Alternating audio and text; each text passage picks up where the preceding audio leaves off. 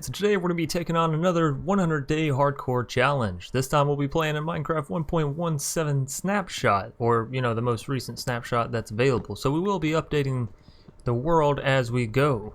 Now for those of you who don't know, this 100-day hardcore challenge involves, well, basically just surviving 100 days. Not much to it, just that alone, and then I pretty much recap what happens every day throughout it. If you enjoyed this video, be sure you leave a like down below, subscribe for more awesome content from yours truly, and make sure you hit that bell icon that pops out afterwards. That way you can get notifications as soon as I drop my newest videos. Without further ado, it's time to survive. This go around I had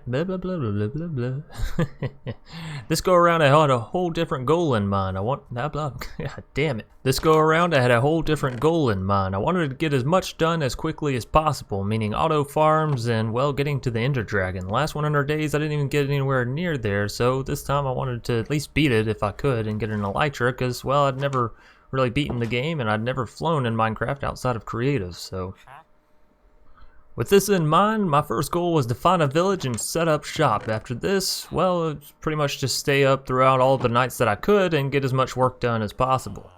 After a decent bit of looking, I finally found my first village and got to looting all their stuff. Didn't take long for me to take it and, well, run away and find my own place to stay. I'm not gonna lie, I don't like living within the village as it attracts zombies and you gotta worry about protecting them, so I figured I'd live outside of the village and then just cart them over whenever I needed them. Day 2, now that I'd raided the village, I decided it was time to set up my own little house.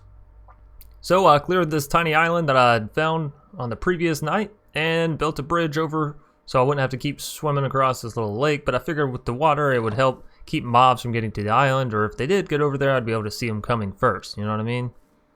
After that, we dug down into a mine shaft because I planned on not sleeping a whole lot during this series. I wanted to get a lot of stuff done during nighttime, that way I wouldn't, burn as much time just sleeping through the day. It felt like I was kind of wasting it last time. Day 3.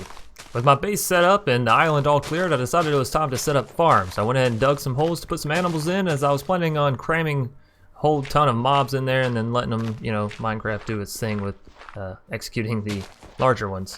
After this, it was back down into the mines. I wanted to find diamonds as soon as possible, and, well, I ended up doing just that. Not gonna lie, it didn't take me very long. I pretty much just started out from the, y=11, branched out a little bit, found some redstone, dug down, and bam, diamonds. Day 4, it started raining, because I hadn't been sleeping at all, but that's okay. I didn't really mind as long as it wasn't thunderstorming and I didn't have any villagers nearby, everything would be fine. Went ahead and decided to set up my first auto farm, as it was going to be a villager breeder.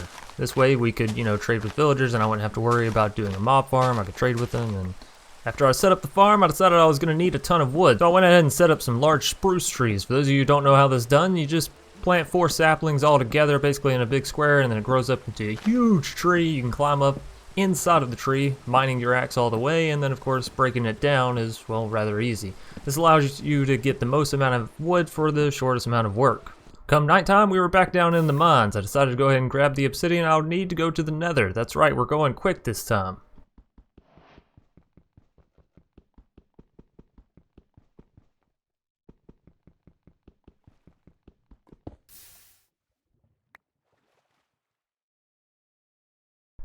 Day 5, I boated 2 villagers over for my auto breeder. I wanted to get those babies popping out as quickly as possible. That way I can make my trade sooner and get rich faster. By day 6, with my villagers in place, I went ahead and built the baby chamber. Well, that's what I was going to call it. I know, probably not the best name, but y'all know what I mean. Day 7, it was time to plant the crops down in the farm, so that way these villagers could get to not only farming, but also breeding.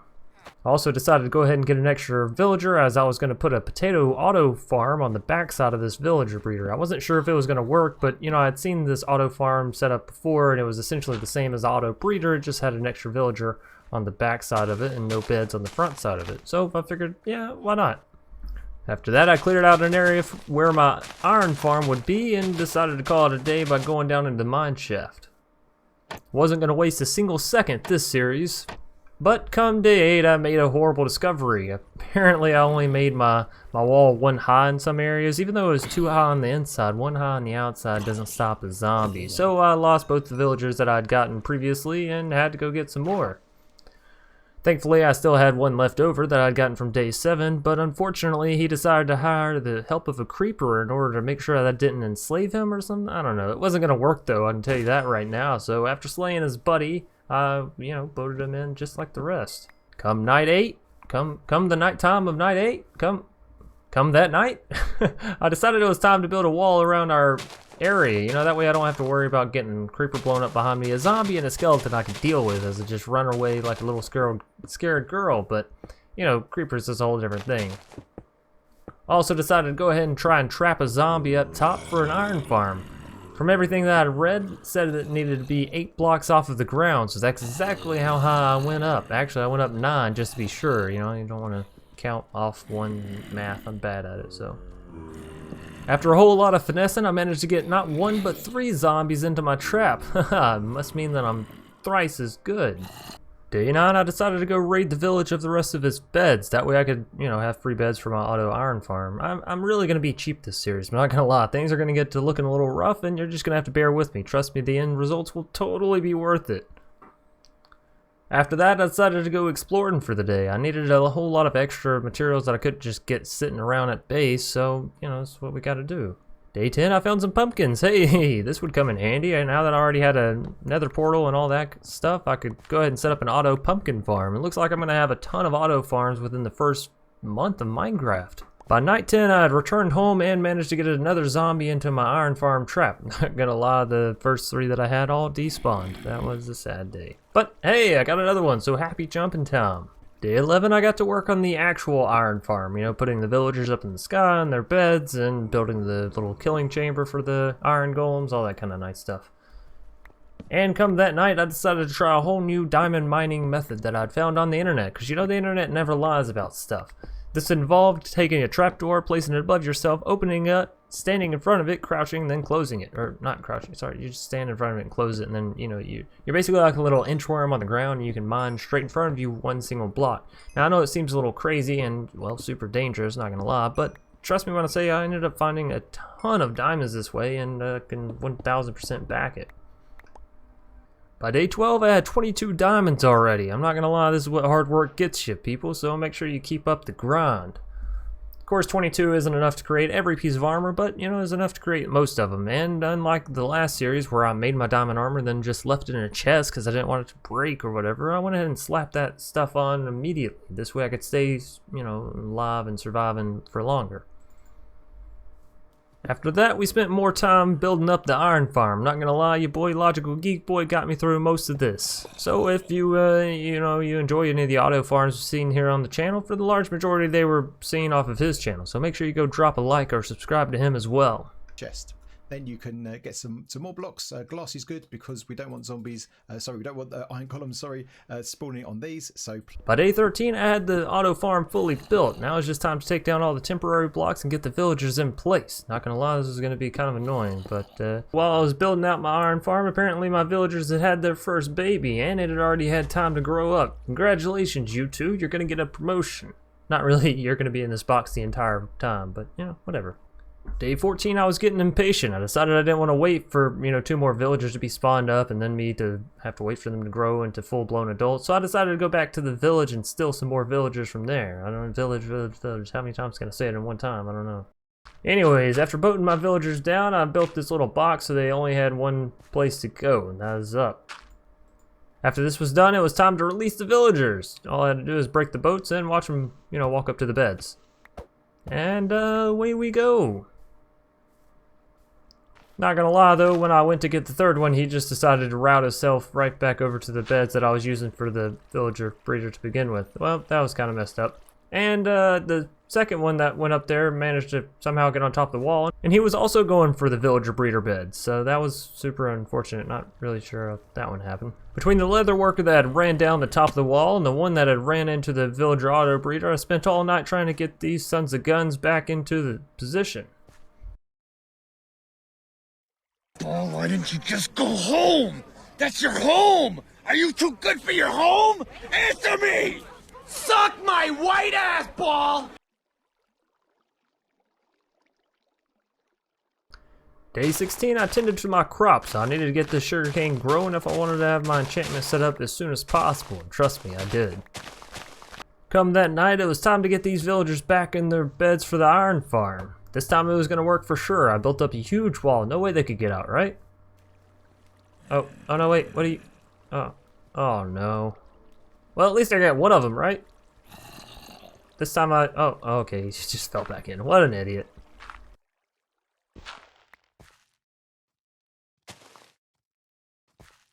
Oh, no, there he goes again. For frustration's sake of you and me alike, I'll go ahead and just let you know that I managed to get 2 of the 3 villagers up there, and with that, I was pretty happy, not gonna lie. 2's better than none, right?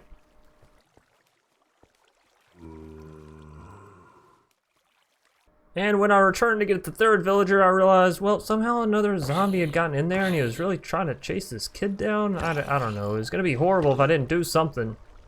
And then he turned into a drown. I didn't even know that was a thing, but apparently if a zombie drowns, he turns into a drown. I guess it makes sense now that I'm thinking about it. With not much time left in the night, I decided to go ahead and disassemble all these temporary blocks, that way the villagers couldn't climb their way back down. But as there was a tiny baby zombie trying to attack me. This of course scared the heck out of me, as falling, well, could very well be our deaths. I didn't die on... oh no. Of course, the baby zombie ended up scaring one of our villagers, so he just popped right out of bed too. Luckily with my Tetris abilities, I was able to hop him right back up in there. Scrabble or Connect 4? I don't know what kind of game this was, but I was winning. Spent all day 17 boating a villager back down, rebuilding my tower so I could get him back up into that 3rd bed. I really didn't want to be inefficient and just leave it at 2, so, well, I spent a whole day trying to fix this solution. And luckily, it actually worked. I had all 3 villagers, we respawned in iron golems, and now I just had to get rid of all the dirt so they would stop, you know, ending up there on the ground. Spent all day 18 cleaning up my mess from the day before, and well, the day before that, realistically. Also, you know, climbed up 3 blocks high and took out all the iron golems. I figured less on the ground, more would spawn in the air, and more, you know, farmage would happen. Farmage? Is that a word? Day 19, I got the cows shoved into one single hole, got some hoppers placed underneath them, leading into a chest. This way, whenever they hit the number 24, or, you know, greater than the number 24, all the adults would start getting executed and no one leaves the babies. It's basically like a little mini farm for cows and animals of all kinds. Also, while I was doing that, I realized that iron golems were still spawning on the ground. I didn't understand this, as I definitely placed the villagers up high enough, but, you know, whatever. So I decided to lower the whole terrain down, instead of trying to move the villagers as...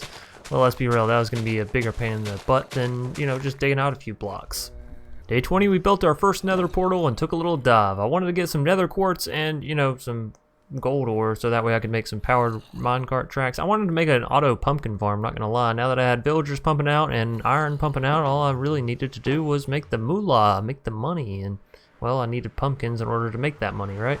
I don't know, I was going about this whole thing a little backwards. But hey, we were in the nether, and that, like, you know, twice as fast as the last 100-day playthrough, so this was great for us. Day 21, I built up the auto pumpkin farm. It was pretty easy. You just make a minecart, go back and forth, and then you put some observers on top, a few pistons. You know, it's not really that bad. Of course, I didn't finish this whole farm in one day, so, you know, you're probably going to see it for the next couple days. Day 22, I was still trying to figure out how the heck these iron golems were getting down to the ground. I mean, I could stand there and watch them end up spawning up top and getting brutally murdered, but they would never spawn on the ground when I was watching them. It was like Schrodinger's cat or something. I don't know, it's weird. Day 23, enough distractions. Back to building the pumpkin farm. Not gonna lie, I didn't have all the materials I needed to finish the entire farm, but that's okay, because just with the size that I've built here, we'll end up getting plenty of pumpkins to either feed ourselves or to pay out in large dividends later. Day 24, I went back to the nether to get some more quartz to finish up this pumpkin farm. Again, not gonna fully finish it, but, you know, a little bit more than what I have is kind of nice. Also, our villager breeder was working out the wazoo, so I figured it might be time to just turn it off a little bit. The next auto farm that I wanted to tackle was slimes. I had a slime chunk that was literally located directly beneath my iron farm. How convenient for me, right? So all I had to do was dig down far enough and, well, I could get this sucker going. For the night of day 24, I spent it all mining for diamonds, and, well, that's exactly what I found. I needed to finish up, you know, getting enough diamonds to finish out my gear. I still didn't have diamond axe or a sword or a shovel or any of that kind of stuff, just the armor and the pickaxe, and I didn't even have full armor, so, you know, a few more pieces would be nice. Day 25, I decided we were going to need a large supply of wheat if I was going to end up farming all these cows and sheep, and I didn't mean for that to rhyme, but it's cool that it did, right? Anyway, so I went over and just literally tilled a whole bunch of land that was sitting next to water. I kind of like these natural wheat fields when they just sort of rest in the land and look like it naturally spawned, so that's what I was going for here. Not that I was being lazy or anything, no.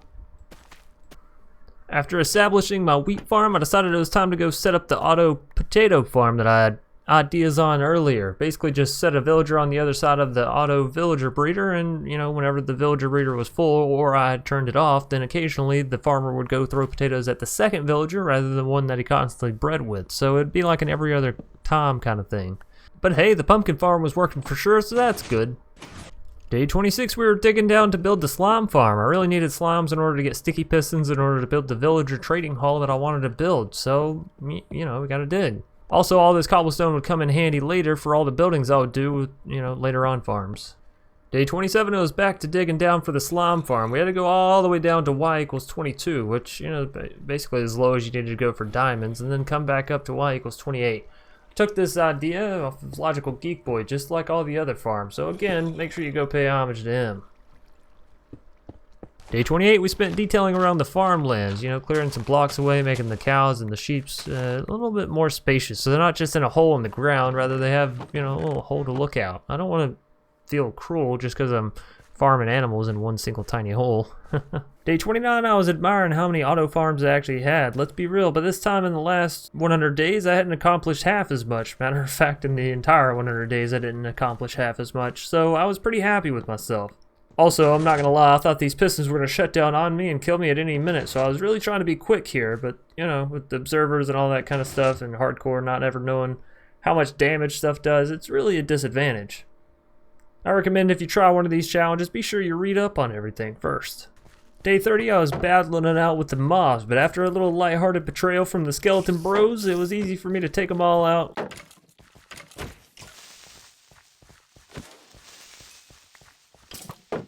After that, I set up my first way to extract the villagers from the auto villager breeder and, well, set up my first shop. I wanted to get a mending book. I had this diamond pickaxe and it was about half health now, so it was kind of important to me to get that on there before it broke. You know, I'm not one to create multiple diamond tools. That worked for the first series and I expected it to work for the second one as well. But after coming across a Fortune 2 book, I decided that would be good enough, you know, as long as we find enough diamonds and I can just keep replacing the pickaxe as quickly as I could repair it. I guess it's essentially the same thing, right? Day 31, I spent trying to get more villagers, more jobs. I figured the more jobs I have, the more people could buy stuff from me, and the more emeralds I can get, the more experience I can get, the more experience I can get, the more enchantments I can get, the stronger I can get, and, you know, it all really feeds back into itself. Minecraft has its own circle of life, if you haven't noticed. But of course, with all villager dealings, this was annoying, long, complicated, and never worked the way that it promised it would. Thankfully, though, we had a cartographer back in the home base of the village, and I never really did anything with him. Actually, I make sure he stays there the entire 100 days and just keep him safe, you know? My fix was not broken. This cartographer had been good to me. He was buying my paper and sold me a map earlier. Day 32 through 34, I tried to get mending book. Yep. The last time it took me 1 whole day. This time it took me 2 whole days. I don't know. Maybe Minecraft gods just don't like me that much. But after we had it appear, it was now time to go get enough emeralds so I could actually buy it. Because, you know, I couldn't really afford it off the rip. By day 35, I finally had gotten enough emeralds. Not that it really needed to take me a whole day in order to get that many, but I was sort of off lollygagging, gathering sand and all that. Which was rather unfortunate, because by the time I got back and wanted to buy my mending book, well, guess who was no longer selling mending? Yep, that's right, just paper and bookshelves. Man, that was a heartbreaker. Time to do it all over again. My God, why? Day 35, we had a wandering trader visit while I was replanting my wheat farm. That's, you know, as long as you don't trample my crops, I won't have to mess you up, bro. I don't really need a lead right now. Also, come that night, we finally had enough sheep stuffed into that one tiny little hole that they were starting to suffocate. At least, you know, that's what I equate entity cramming to, you know, be in real life, right? Suffocating. The cows were, you know, being a little more stubborn. And since I didn't want any of my current villager shops to get eaten by zombies or transformed, because I didn't really have the means of transforming them back, I built up this ugly dirt wall to protect them. Day 36, I finally had the mending shop. I had enough emeralds to get it, and I had a book so I could actually, you know, afford to buy the mending book. Hallelujah, we were about to get it done. Day 36, I finally had the mending book in the shop, as well as enough emeralds and, well, a book to take the mending enchantment so I could actually use it. Day 36, I had all the elements in line to actually go buy the mending book. Man, how many times can I redo that sentence? And even though I had gotten this mending book so I could put it on my pickaxe, which was about to break, I decided to, well, not put it on my pickaxe, which was about to break. I figured if I saved it for a new pickaxe that I made up later that had full health and had all super cool enchantments, it might be a little more efficient. So, yeah, that's what we're going to go for. Time to return to working with the animals. I realized we had been missing a crucial component in actually making these animal farms work, and that's a dispenser with water in it. All you do is you take a dispenser with the water bucket inside of it, you press a button or even a lever, most preferably a lever. We also managed to get a farmer shop up and going. This way, you know, the potato farm that was non-existent could maybe one day be useful to us. Not gonna lie, I'd pumped out less than half a stack in the first, 10 days of it being up and operational? I don't know if I'd really consider that operational. By that night, we had finally cleared out enough of the slime farm down below to where I could start adding in the slabs on the upper layer. Hallelujah. And then that's when I realized that I actually had to dig the whole thing out 1 block higher and 2 blocks out to the side. I guess I kind of missed that part of the tutorial where he says dig the whole thing out and then dig out 2 more. Whoops. The next day I had a genius idea. Instead of digging down and trying to make sure that iron golems couldn't spawn on the ground, why don't I just, you know, cover the entire thing in buttons? They can't spawn on top of buttons, right? And, well, we'll see how well this works. Not gonna lie, I spent the next little bit building up my cows. That way I could get enough leather so I could afford to have a full enchantment table set up. You know, 30 levels is a lot to spend, but at the same time, the enchantments are usually worth it. And I wanted to go back to the nether so I could start getting blaze, so we could get, you know, on our way to taking out the ender dragon. Like I said, I wanted to actually defeat it this time, so that was my goal. It was already day 30, 40, 50, I don't know, we were getting late. Speaking of nether, back to the nether we go. I needed some more quartz, and this was a great place to grab gold as well. And let's be real, the powered rails that I had weren't really making do. You only get 6 per crafting recipe, so I needed some more. The next auto farm I wanted to build up was a sugarcane farm. This would help me get the paper that I would need to make the bookshelves to finish our enchantment setup. Not gonna lie, it's a super cheap auto farm setup. All you need is 1 observer, a few pistons, and some redstone. Then you get your water, place it down, it all runs down in 1 bucket and goes into 1 single hopper. It's really kind of nice actually. 1 observer and you can end up powering 8 pistons worth for this. So, like I said, cheap. Day 38, I spent all day gathering a crap ton of wood. I'm not gonna lie, I kind of ran out within the past few days, and so it was time to go restock.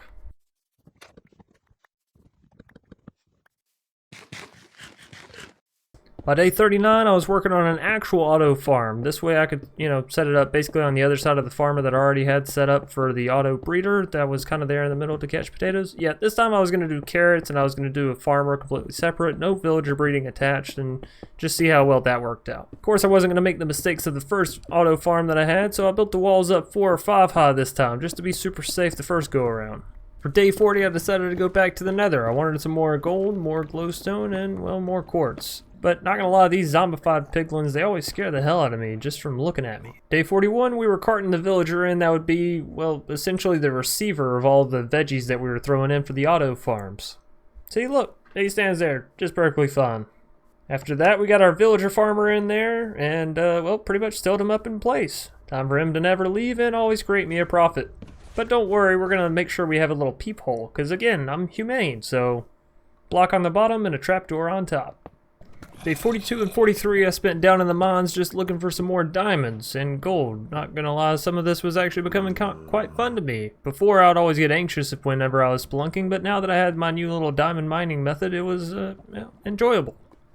Day 44 we were finishing up our enchanting area. We just needed 1 or 2 more bookshelves and we'd be done. I felt really good about this. We're pretty early as far as my standards go, and I was about to have my stuff enchanted already.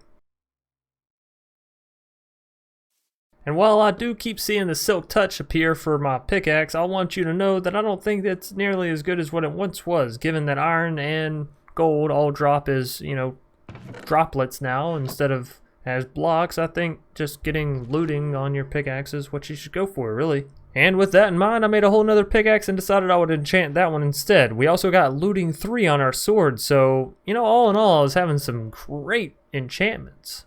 Not to mention the fact that my pickaxe rolled a Fortune 3, Efficiency 4, and Unbreaking 3, as well as I was going to throw Mending on it. And this is exactly what I meant from earlier when I said I should use it on a brand new pickaxe. Yeah, this is why. Day 45, I went down to work on the slime farm, and I didn't come back up until the very end of the day. That's because I got a little distracted while I was spelunking. Whoops. Day 46, I went exploring a little bit and to grab some more sand. Our cartographer bought glass panes for the low, so, you know, it was a pretty good deal all in all. I got to do a little lighthearted exploring and made a little moolah on the side. After we returned home, I decided it was finally time for us to try and start converting our villagers. I wanted our shops to have the super low cost, like a 1 emerald mending book, or, you know, to buy my pumpkins for 1 emerald each. It's something crazy like that. Day 48, I tried to take out this enderman for, well, pretty much half the day. I wanted to go ahead and start getting my ender pearls ready. That way, you know, we could get to the end city and I could beat the ender dragon whenever I actually wanted to and didn't have to rush there at the end, like day 75, trying to get the pearls. And not to mention the fact that my sword has looting 3 on it, so getting these pearls should be pretty easy. Haha, psych, endermen don't drop anything for me. That's just kind of luck I have. Oh no, there's one. Day 48, we were diving back into the nether. I wanted more ender pearls, and I figured if we traded with the piglins, then, you know, it's an easy way to get it.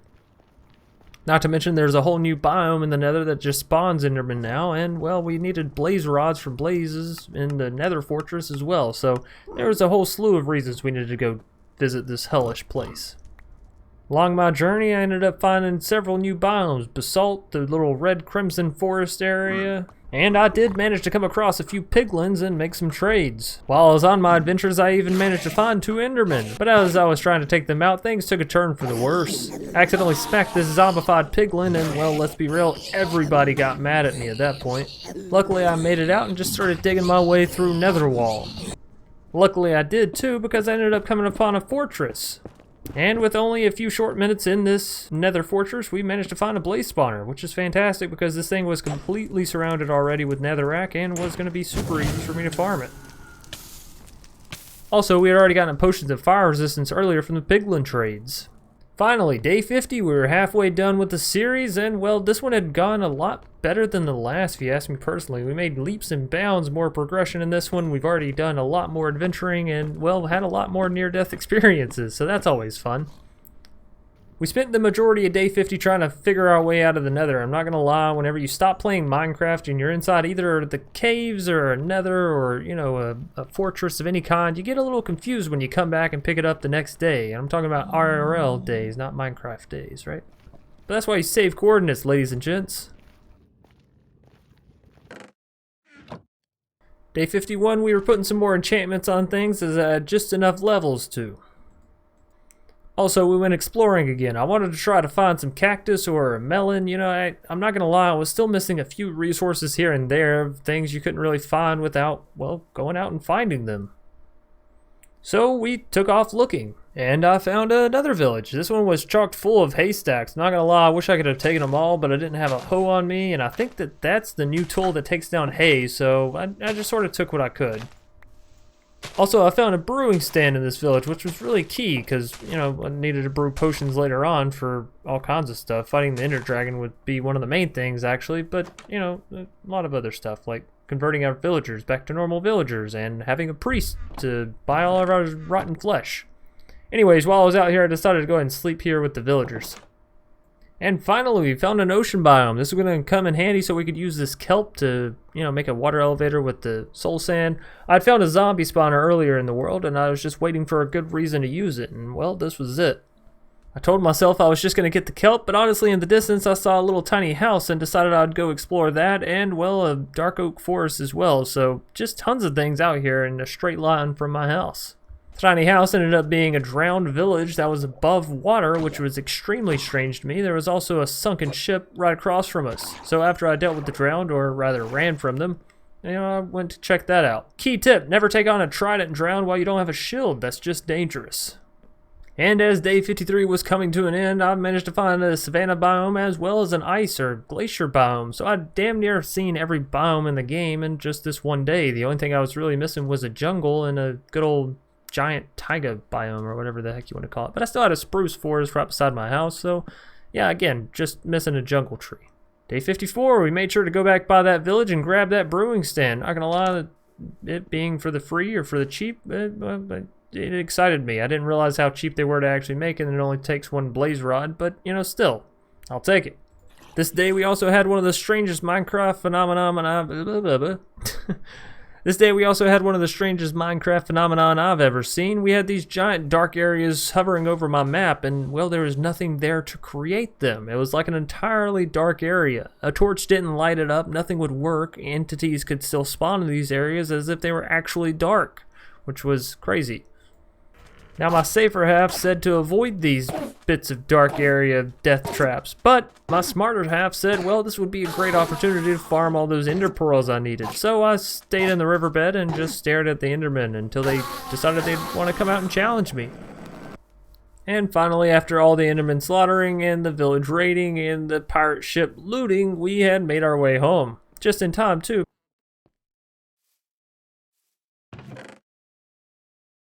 For night 53, we decided to try and get our villagers, well, converted, or, you know, infected. I don't know what you wanted to call it, but I wanted to get a zombie down back behind our little trading hall. That way it could start, you know, changing them over, and then I could convert them back, and they'd sell me stuff for super cheap. I could be the hero. But given we have a bunch of random iron golems running around our little village here, it's going to be a little difficult. And, of course, you can only get zombies or try and get zombies during the nighttime. Luckily, I was able to get one on my first try, though, or within the first night, and so now it's just a matter of how do I get the zombie to see the farmers and, you know, do all that kind of stuff. Because I'm not a technical Minecraft player, let's be real, I actually played more modded than I did vanilla before starting this whole series. I mapped out where that zombie spawner was, then I went up above ground and mapped it up there as well. This way I could just dig straight down to where the spawner was, build out my little, you know, XP farm, and be happy. Not gonna lie, this thing was extremely close to my house as well. So I had a slime chunk, a zombie spawner, a iron farm. I had pretty much everything I ever wanted, all within this little 2 to 4 chunk area. For day 55, I'd gotten my zombie down back with the villagers and decided it was time to infect them. Not gonna lie, I wasn't all that great at this, and my setup would definitely improve over the course of the 100 days. But for now, you know, pretty much whatever works, works. So, you know, on with the infecting.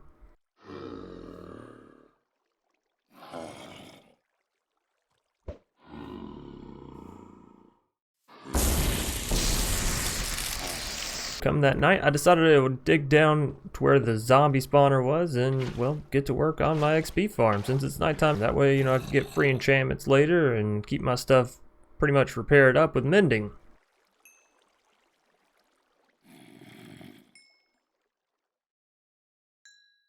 For day 56, I pretty much just continued work on the zombie spawner. Not gonna lie, this was pretty important to me. We were already halfway through, and I figured this would, you know, do as a mob grinder for now. It wouldn't give us all the string and gunpowder and all that we would need, but by the end of day 56, I had the farm built out and ready for some XP grinding.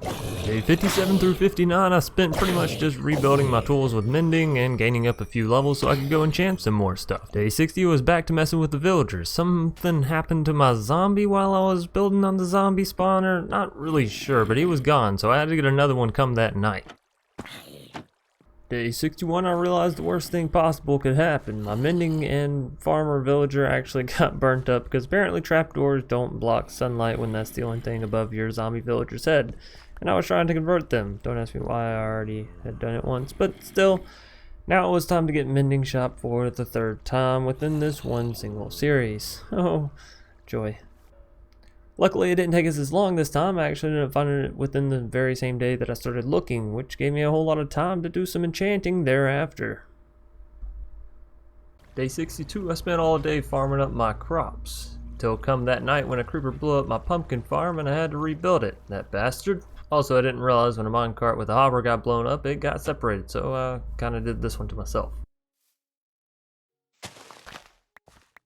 Spent all day 63 farming experience. Figured I'd farmed, you know, good the day before, so why not experience today?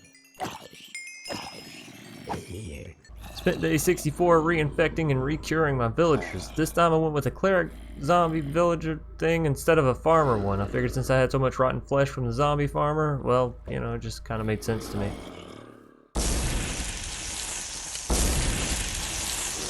Day 65, I was going around checking on my farms and gathering goods once again. When you got this many auto farms, it kind of becomes a task to just gather the stuff up. And come that night, I was headed over to the cartographer so I could sell some more glass panes. I don't know why it actually ended up being my favorite shop throughout this entire series.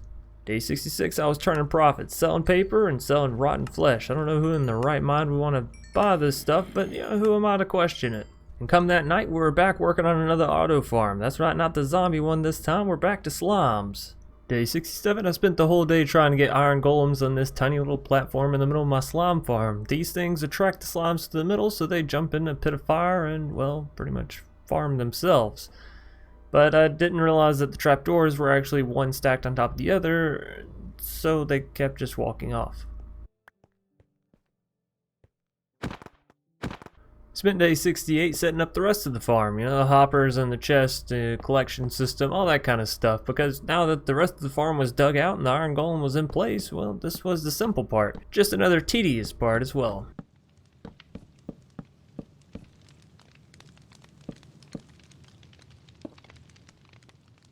But I wanted to stay up through the night so that way I could fight some phantoms and get their membranes so I could make a few potions of feather falling. So I could make a few potions of slow falling, or feather falling, whatever it's called. From everything I'd seen, that was the most important potion that I was lacking from fighting the Ender Dragon. So with that, I would be, well, pretty well equipped to go fight it. Day 69, I was in the Nether trading with some piglin. I was trying to get a few more ender pearls so I could make Eye of Enders and be fully equipped to go to the, well, end. So I could be better equipped when I got to the end portal. By day 70, I had everything I needed to go fight the big beast and decided it was time to take off on my journey.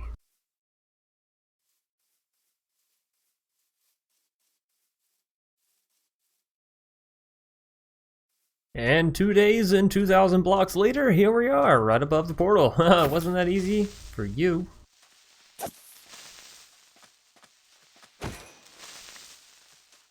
Not gonna lie, this was the first stronghold that I'd ever raided, so I ended up getting lost a whole lot. And finally on day 73, after a whole nother day of exploring through this stronghold, I managed to find the end portal. Let's go. Finally we could dive in and, oh dear God.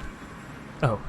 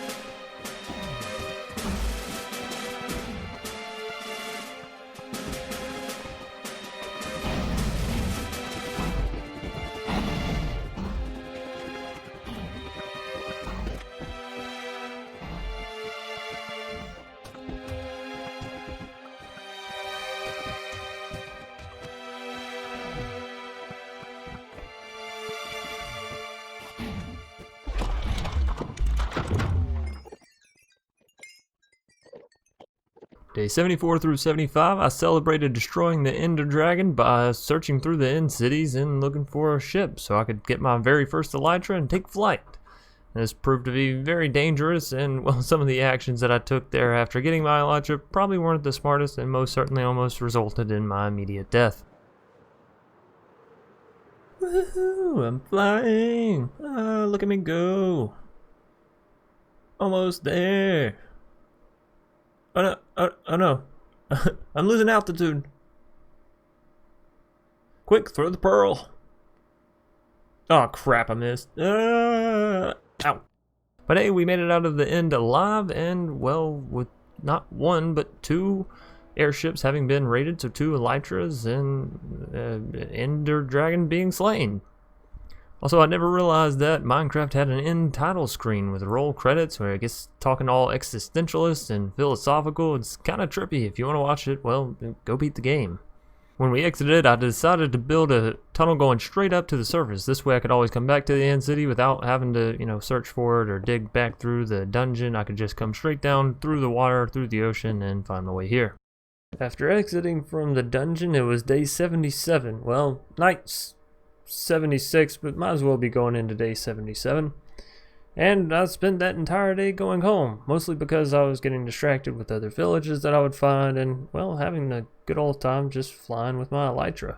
But we made it home with just enough time to see the sunset and our safe little base, or if you could call it that. Spent all day 78 checking up on all my auto farms and villagers. I wanted to make sure that, well, they had lived me being gone for so long. Let's be real, after, what was it, day 8, I'd already lost my first 2 original villagers just to a wall not being high enough, so I was a little scared that everything had kind of gone to crap in my absentee. Spent all day 79 gathering rotten flesh. You'll see why later. It just, it ends up going in its own shulker box, and we'll get back to it. Day 80, I was expanding my villager trading hall. Not gonna lie, this wasn't gonna be the final setup for them, but I wanted to get a few more having jobs and being able to trade so I could get some more emeralds. I was planning on stacking up a whole emerald block system thing, but, well, you'll see what ends up happening later on with that. Not gonna lie, as I was finishing up for the day and sending my last few villagers through into the chamber, this iron golem had a problem with me. Thought about challenging him there immediately, but then I thought about how horrible it would be if I died now after beating the Ender Dragon all because of an iron golem that I'm trapped in a hole with, and I just thought I could take it on, So I decided against it and just try to hop my way around. One auto farm I had forgotten to check on day 78 is the iron farm, and well, it turns out it produced me 2 stacks and then a little bit of the, poppies, so I was happy with it. And by the end of day 80, look at my hard flex on emeralds. 2.5 stacks already, and I hadn't really been at the emerald game long. You can tell I was going to be a total mob boss at it. Day 81 and 82, I spent clearing out my base, chopping down all the sugarcane and making it, well, pretty flat. I'd been watching a lot of YouTubers that had been building these mega bases, and I'd been feeling pretty inspired to build a mega base myself, and so we were getting ready for that. By gathering lots of wood and flying out really far to some of those other biomes that I'd saw, the dark oak forest and all that kind of stuff. Then from day 83 through 90, I spent pretty much just building up the base of my mega base, laying down the groundwork, so to speak.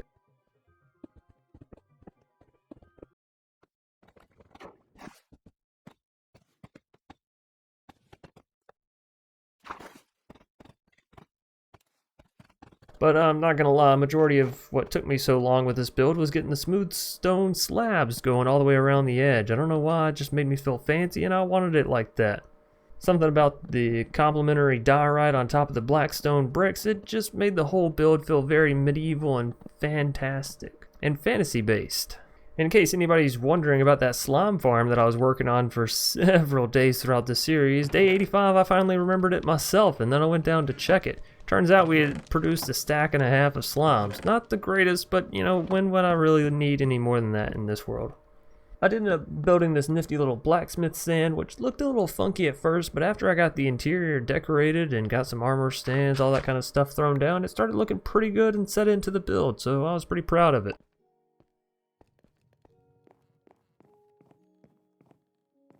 After I finished the outside walkway with all the stone slabs, I'm not gonna lie, the rest of the process was pretty easy. Just had to chop down a few more trees and lay down the wooden slabs on the inside. This of course was the easy part, because once you get in your rhythm, it's just plop, plop, plop, plop, plop until you're done. I also built this cool entranceway, which would actually act later on as a way for villagers to not be able to escape and no mobs to be able to enter. I'll show you how I do this later on. And rounding out day 90, we finally finished the inside of our mega base. Now all we have to do is add the inside structures and all the farms that we need, so we never really have to leave, all that kind of stuff. Not gonna lie, I was pretty proud of this structure. Not only did it look cool, but it was also really functional. Nothing could get me on the inside, and well, I could still get in from the outside just using my elytra. Day 91, I decided to take a break from the mega base building and just did a little lighthearted fishing. I realized that, I got a lot of fish in the last 100 days, and that was just because I had the big water elevator, but in this 100 days, I literally hadn't killed a single one. I actually got the achievement here, day 91. Well, better late than never. And on day 92 through 94, we worked on a new and improved villager trading center, or villager trading hall, I don't know, whatever you want to call it. This one was going to have the zombie in the back wall like it's actually supposed to, not just in a rigged little dirt area. We could have levers, flip them down and flop them up and all that kind of stuff.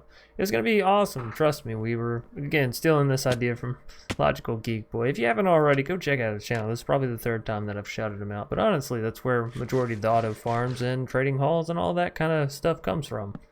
Everything was going great with the villager trading hall until one morning I woke up and realized that the villagers that I had converted into zombies were actually just dying due to sunlight. Apparently there was something funky going on with the strings and them not always activating it. So I always recommend that you just put a full-blown roof over the top of your little walkway area. I know it's not really discussed in the video all that much, or maybe it is and I just missed it. But yeah, in order to keep you from having to restock villagers like I had to, just cover the roof.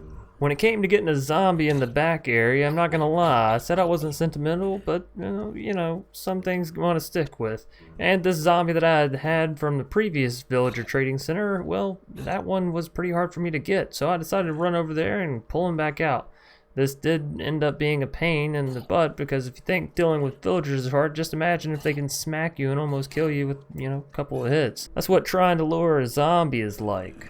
But finally, by day 95, I had finished up with the villager trading center. It was all ready to go. I had every profession that I think I could want over there, and well, let's be real, I was ending the 100 days, so it's not like I had so much time left to really use it anyways. So we started a brand new project. I felt a little bad about the cows and sheep that had been stuffed in that one tiny little hole since the beginning of the series, so I decided to build them their own custom little farm area, or, maybe like a petting zoo, if you will.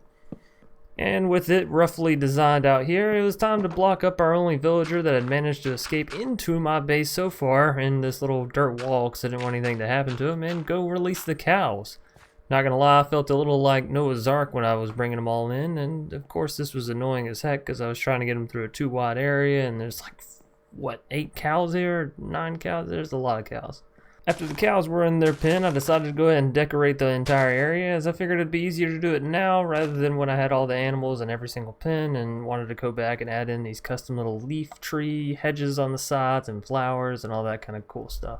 After this, it was time to go get the sheep, or, I guess a cow-sheep mixture. I guess these 2 cows just wanted to tag along, and by this point in the series, I'm okay with that. I'm not too worried about dying, and honestly, if you want to live inside the base, well, come on then. And finally, with the entire animal pen decorated and looking pretty, it was time to see if we could get some chickens in there. Just throw some eggs and you occasionally have a chance of one of them spawning. Let's see here. Nope, no luck. After I was done with my animal pen idea, I spent the next few days just destroying all of the outside area that I'd made really ugly. That temporary dirt villager trader, all that stuff. I wanted to take it down. I didn't want my land marked with this ugly, terrible terraforming, semi-useful excuse for a trading hall. Also, I had plans to release all of the villagers that I had been breeding up in the villager breeders since, around day 50 I turned it back on and just let them breed like crazy. I decided I was going to ship them all into the main base and let them live there freely. If they wanted to be fishermen or leather workers or whatever the heck, well, that's on them. And so with that, we come to an end of another 100-day hardcore challenge in Minecraft. This being in the caves and cliffs update was of course a little scary for me, given there was always a chance of bugs happening that I just didn't understand, kind of like the iron golems. And well, it was fun as well. I never saw the giant creepy golem thing that apparently lurks in the deep dark, but hey, I'll just thank my lucky stars that didn't happen. Now, of course, I hadn't been sleeping for the past few Minecraft days as I was worried about getting all these villagers into my base so we get a rainy finish to this awesome video. But if you enjoyed nonetheless, be sure to hit that like button down below, comment on what your favorite day throughout this series was, and of course subscribe for more awesome content from yours truly. Who knows what the next 100 days will hold, but of course you don't want to miss it, so, well, join the community. We have a whole lot of space in here if you couldn't tell. And look at how happy the other villagers are. Anyways, until next time, stay crafting.